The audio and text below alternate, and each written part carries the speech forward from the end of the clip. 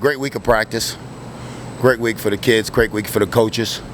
We're excited about this opportunity to play a top-notch football team. I think they're only like 7 points for being undefeated. They're really good on all three phases of the game, and we're going to have to play well when we go there. Questions? What more stands out about Purdue after a few more days to look at the film? Well, like I said before, they have a lot of experience. When you can play in college football with seniors and juniors with that COVID year, that means some of them are fifth-year juniors and sixth-year seniors. So that's the maturity level. They're a very mature football team, so that means they won't panic under distress, and it's a team that you're going to have to execute against. Whip said the other day, actually going into Rutgers, the offense didn't practice as well, he didn't think, but they have the last couple of days. Would you agree with that? Well, Whip's really hard on practice. He's really hard, and what we don't do, we don't say keep secrets from our kids. If they didn't practice up to our standard, we let them know. But we thought that they bounced back this week, and they got to practice well. The way you practice is the way you're going to play on Saturday. So they got to practice well.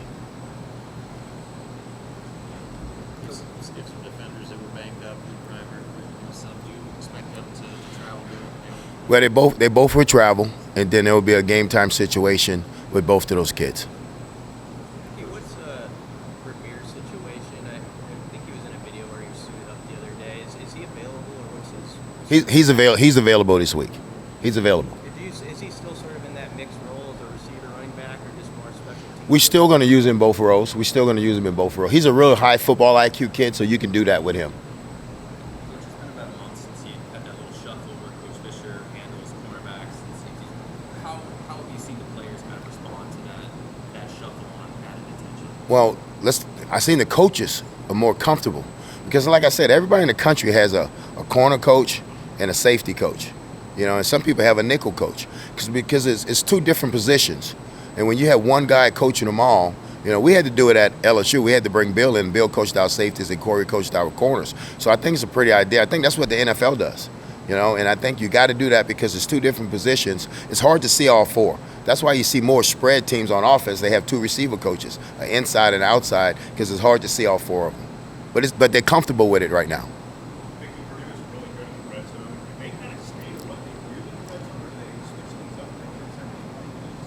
Well, they're really consistent, and they do what got them down there.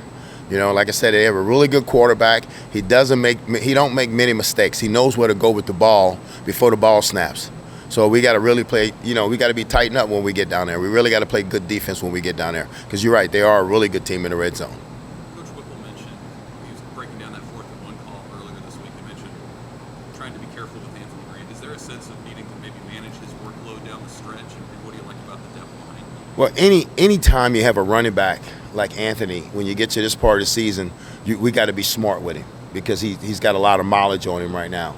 So we got to be smart with him at practice, and so we're doing that. Coach Applewhite understands what he needs to do with AG, and Coach Whipple understands also. So I'm comfortable how they handle him at practice and how they handle him in the game.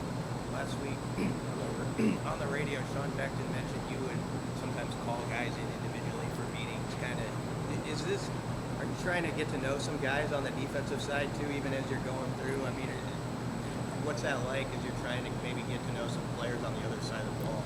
Well, no, I knew him. I knew who they was, but like you said, I'm trying to get the inner, get inside of them and figure out, what gets them going, what gets them to tick.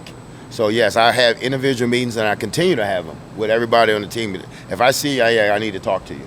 So, because I want them to feel comfortable, the ones that don't know me, feel comfortable to come in my office and speak with me if they have something to talk about, or if they just want to talk. Sometimes they just come in there just to hang out, and that's good with me because sometimes it gets boring sometimes as a head coach because you're not in meetings all the time. So sometimes I just pop into meetings and, I think a position coaches always say, you got a problem, coach? Like, no, I'm just bored. I'm just, you need some friends sometimes.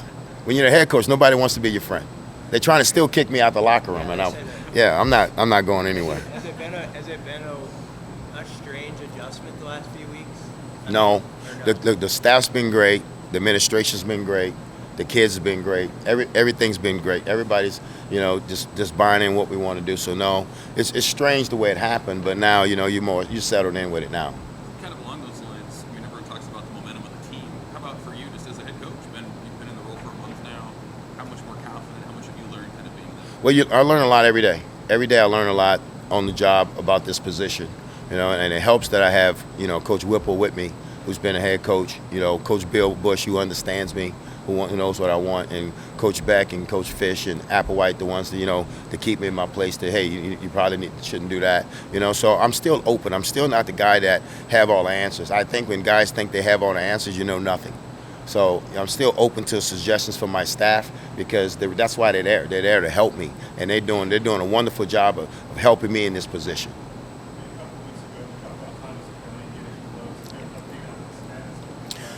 I don't think he's going to come back this year, because I don't want to take a chance with him. But he's really moving well right now. He's in a good spot right now. But he understands that we're not going to put him out there until, really, with him, he's going to say he's ready. But we got to be smart with Fedoni.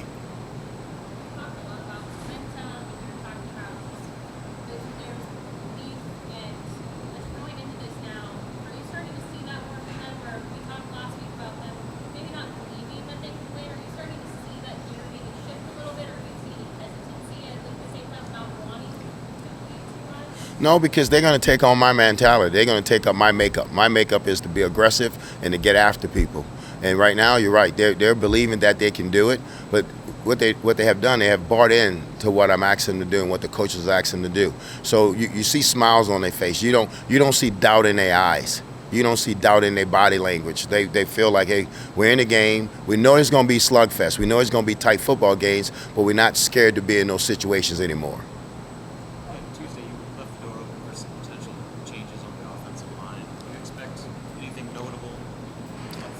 No, we got to get our best five out there, and you'll see our best five out there once Donnie gets. I totally trust what Donnie's doing.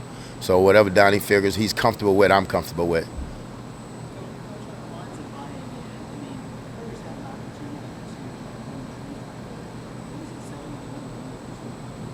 Well, it tells me that, first of all, they love Nebraska. They love Lincoln. They love being here. And we appreciate that. We appreciate that, because you're right. There a lot of them, they could have done that. But I think it's also the relationships that they have with their assistant coaches, and their relationship that they have with me, the relationship that they have with the guys in the weight room, the guys in academics, Dennis and his crew. But it's the relationships here. Like you said, this is a great place to play football. Lincoln is a great city to live in. So I think they understand that, and sometimes it's bigger than football.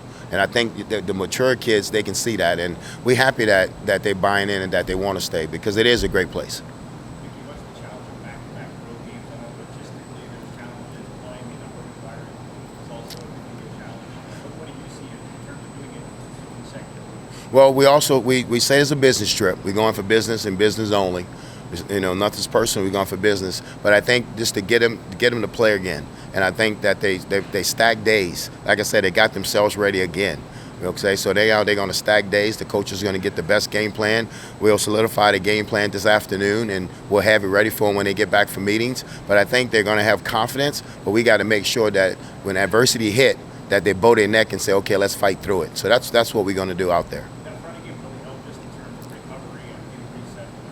Yes, to give them that day off. You remember now, we've been going at this thing since the beginning of August. So I think Coach Bush usually keeps me in tune about what week we're in. You're in week 12 right now, so you're damn near in NFL season. So it was a good day to have them off, and the coaches, some of the coaches stayed home. I think all of them came in, because I came in and they were in here. So I wanted them to stay home with their families, but some of them didn't. They came, got their work done, but the kids were able to, relax a little bit, enjoy their family, enjoy each other, and came back Monday. We, massages and everything like that, just to get their bodies back.